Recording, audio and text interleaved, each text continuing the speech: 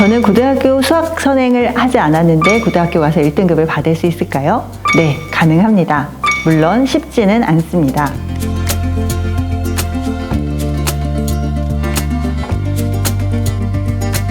수학을 안 좋아하던 초등학생, 그리고 중학생, 내신 성적을 50점 받은 고등학생도 수능 수학 1등급을 받았습니다. 책에 수록된 다양한 수학 몰입 사례들을 보면서 지금부터 수학을 공부해도 된다, 나도 수학을 잘할 수 있다라는 자신감을 갖기를 바랍니다.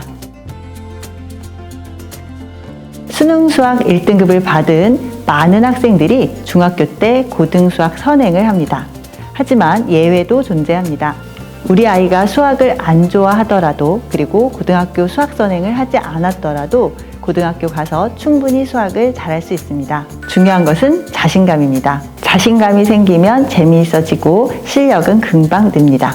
자신감과 재미는 공부를 하면 할수록 늘어납니다. 수학도 마찬가지입니다. 수학을 잘하는 학생들도 수학을 처음부터 좋아했던 것은 아닙니다. 하지만 충분한 몰입 시간을 가짐으로써 수학에 자신감을 가지게 된 것입니다. 고등수학은 특히 어렵습니다.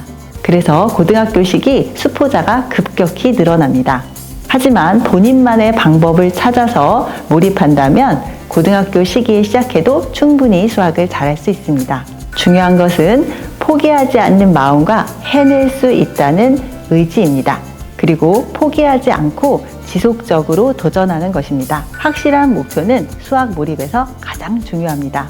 아무리 어려운 상황에서도 본인도 놀랄 만한 성과를 내게 됩니다. 평범한 아이도 확실한 목표를 가지고 수학 몰입의 방법으로 공부한다면 충분히 수학을 잘할 수 있습니다. 수학에 흥미를 느끼는 계기는 다양한데요. 사춘기의 최절정인 중2 시기에도 수학에 흥미를 느낄 수 있습니다. 수학에 대해 흥미를 느끼게 되면 수학 몰입을 자연스럽게 경험하게 됩니다. 이때 충분한 수학 몰입을 반복적으로 실천한다면 본인도 놀랄 만한 성과를 내게 됩니다.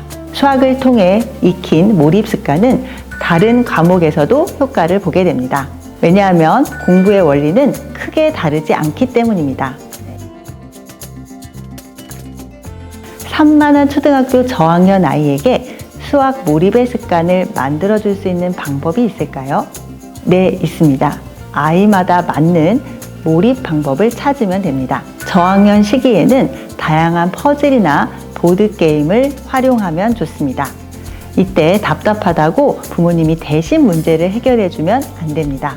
조금 서툴더라도 시간이 걸리더라도 지켜봐 주셔야 합니다. 연산 문제를 통해서도 아이 스스로 고민하고 해결해 가도록 기다려준다면 연산 문제가 몰입 문제가 됩니다.